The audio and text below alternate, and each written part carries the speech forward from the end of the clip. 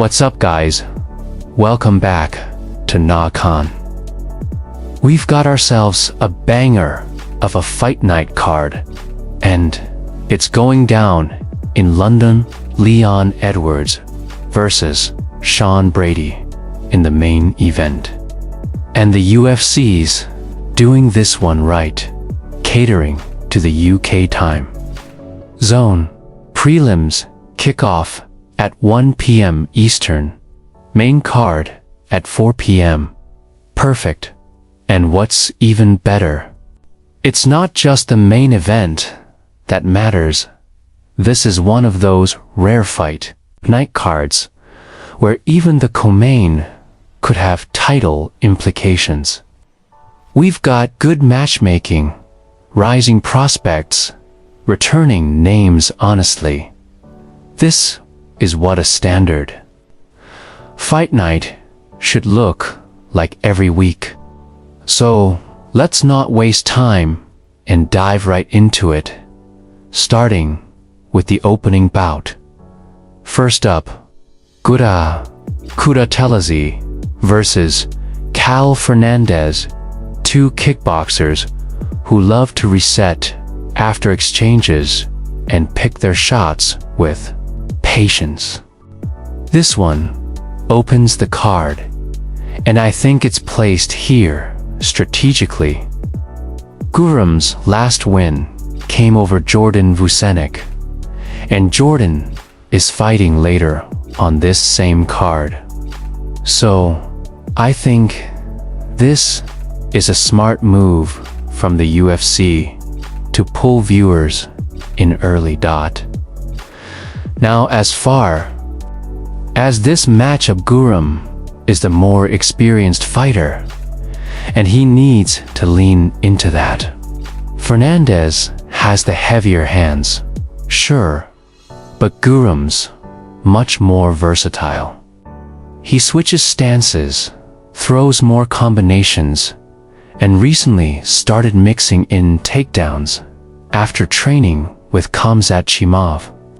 That evolution in his game is real. He can wrestle now, and it's decent. Fernandez uses a wide stance that's just begging for leg kicks and takedowns. If Guram fights smart, mixes it up, wears him down, Fernandez might start loading up on that one big shot out of desperation. I'm going Guram by third round TKO. Then we get to the first English fighter on the card. Nathan Fletcher taking on Kaolin Lauren. Fletcher's a grappler through and through, and this is a tough fight to call because Lauren hasn't been tested much against takedowns. Only one real attempt, and that was against Jake Hadley. If Fletcher can create contact, work to the fence, clinch up, he can stall Lauren's game.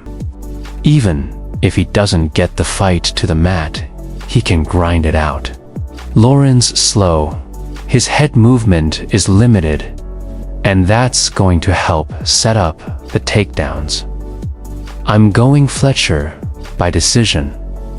Then we move to what might be the lowest skill fight on the card. Shauna Bannon versus Pooja Tomar. Both are strikers, but Bannon has that flashy, traditional martial arts style. You can tell by her kicks. Tomar is more Muay Thai based, but here's the wild part. Tomar has a 59-inch reach, which might be the shortest in UFC history, and she's not even short.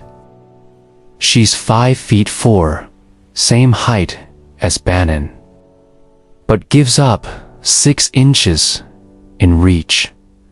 Neither woman has much punching ability, but Bannon's output and movement might get it done. Still, I'm going with the underdog here, Pooja Tomar, by decision.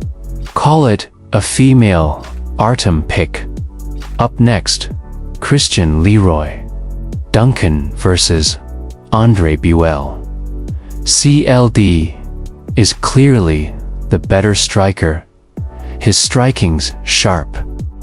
Andre's a bit slow, kind of loose with his defense. He's long and lanky, but his entire defensive game relies on backing up and jabbing. That's not going to work here. CLD should be able to cut the cage, chop the legs, and land something big. Andre might try takedowns, but they aren't great. I see Duncan knocking him out in the second round. Then we go to heavyweight Marcin Tybura versus Mick Parkin. This is number 8 versus number 13 in the rankings. I'm going with Parkin here. Both guys are well-rounded with good cardio for heavyweights. But Tybura's chin is just not there anymore. Tybura will try to stay on the outside and shoot in. But I think Parkin defends, then drops him. Another knockout win for the Aspinall camp. Mick Parkin, second round KO. Then we go to one of the best matchups on the card, Warner Kavanagh versus Felipe dos Santos. Both guys are well-rounded, but Kavanagh has the edge in nearly every category except height, reach, and maybe submissions. Felipe's striking reminds me of Charles Oliveira, kind of reckless with the head movement. A sniper like Kavanagh. I think Dos Santos is walking into a highlight reel. Kavanagh by second round KO. Now we get to Jai Herbert versus Chris Padilla. Both guys can wrestle, but Herbert's been using his takedowns more lately. Still, his striking is what makes him dangerous. He's 6'1" at a lightweight mass event. We all remember that head kick on Ilia Topuria. Still wild, that didn't knock him out. Padilla is basic but effective. Good jab, good accuracy. He lands clean, but he doesn't pressure. If he sits back and lets Herbert lead, he's gonna get picked apart. Unless he flips the script and presses forward, I'm going Herbert by decision. Nathaniel Wood versus Morgan Charrier is next. And this is a tough one.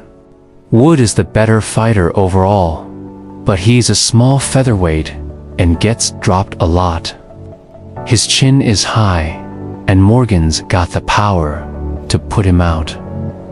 I think Wood wins most exchanges, but not the ones that matter. Morgan is opportunistic. Give him an opening, and he'll make you pay.